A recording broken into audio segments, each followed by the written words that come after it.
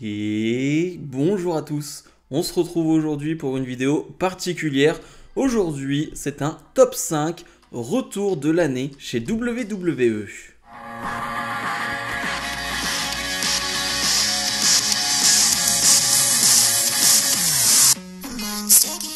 Alors, avant de parler de ces 5 retours qui m'ont marqué, eh bien, je tenais à dire qu'il n'y aura pas des vidéos des retours, tout simplement parce que je n'ai pas envie de voir cette vidéo bloquée par la WWE. C'est la WWE qui a les droits de ces vidéos, et donc j'ai pas vraiment envie de les poster sur ma chaîne. Vous aurez donc juste des images.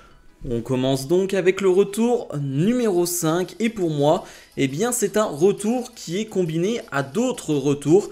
Bien évidemment, je parle du retour de Bayley lors de SummerSlam, un retour assez inattendu, une Bayley qui va venir confronter Bianca Belair et Becky Lynch, et surtout une Bayley qui va ramener Io Sky et Dakota Kai. C'est pour cela que je le mets en numéro 5. Certes, le retour de Bayley est très important et intéressant pour la division féminine, elle qui était absente depuis près d'un an.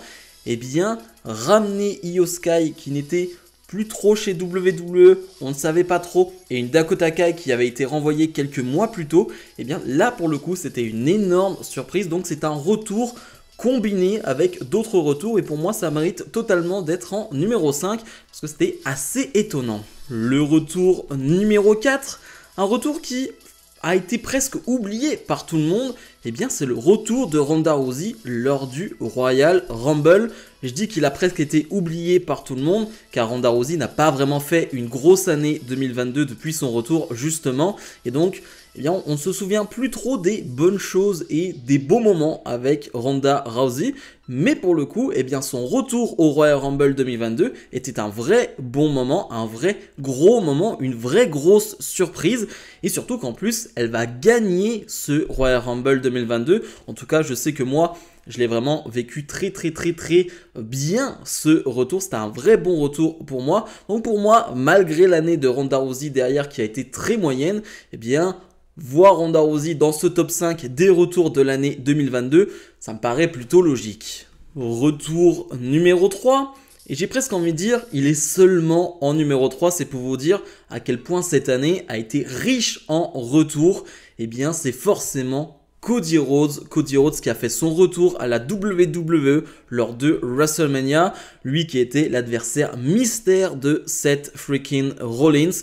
Là pour le coup on s'y attendait un peu plus, il y avait d'énormes rumeurs depuis des semaines voire 1 ou 2 mois sur le retour de Cody Rhodes qui était chez AEW, qui finalement eh bien, revient chez WWE, là où il a été formé, là où on a commencé à connaître Cody Rhodes.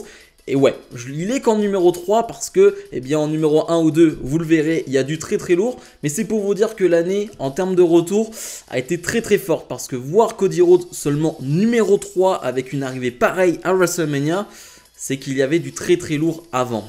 Le retour numéro 2, eh bien là, c'est carrément un coup de cœur. Et c'est mon coup de cœur, l'un de mes catcheurs préférés. Donc c'est normal qu'il est en numéro 2. C'est le retour de Bray Wyatt lors de Extreme Rules, donc ça date de 1 mois et demi, 2 mois, donc c'est plutôt très récent.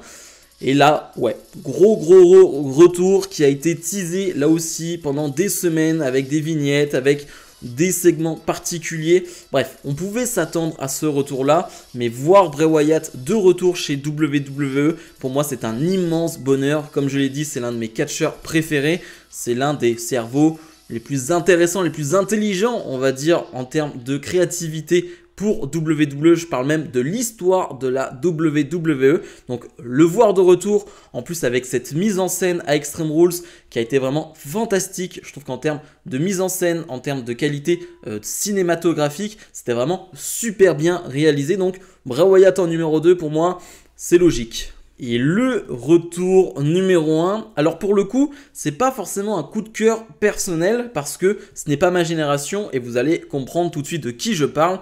Je parle du retour sur le ring de Stone Cold Steve Austin face à Kevin Owens lors de WrestleMania. Alors là, on parle pas d'une simple apparition, on parle pas d'un simple retour, on parle d'un retour sur le ring. Et là, pour le coup, qui aurait pu penser que Stone Cold Steve Austin en 2022 allait avoir un match face à Kevin Owens dans le main event de WrestleMania?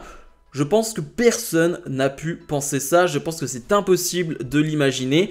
Et forcément, il est en numéro 1 parce qu'on parle d'une des plus grandes légendes de l'histoire de la WWE qui, après presque 20 ans hors des rings, fait son retour sur le ring face à une top star actuelle qui est Kevin Owens. Franchement, si ça mérite pas d'être numéro 1 dans un comeback, dans un top 5 comeback WWE de l'année. Encore une fois, c'est pas un retour en termes de présence, en termes d'apparition, mais c'est un retour sur le ring. Et encore une fois, ce n'est pas ma génération, je suis un peu trop jeune pour voir et pour avoir vu Stone Cold Steve Austin en action, en direct sur un ring, mais j'ai vu à quel point ça a marqué les gens, j'ai vu l'impact de ce retour sur les réseaux sociaux et je suis quand même bien obligé de mettre le retour de Stone Cold Steve Austin sur un ring WWE en numéro 1. Voilà, c'était donc mon top 5 des retours de l'année chez WWE. Il est possible qu'il y ait d'autres top 5 qui sortent ces prochains jours, ces prochaines semaines, sur l'année 2022. Peut-être un top 5 de mes matchs préférés, un top 5 des 5 moments préférés de l'année. Bref, si cette vidéo vous a plu, n'oubliez pas de mettre le pouce vers le haut et de vous abonner. Et si vraiment elle vous a plu, eh bien, ne vous étonnez pas s'il y a d'autres vidéos de ce genre. Bref. Salut, salut!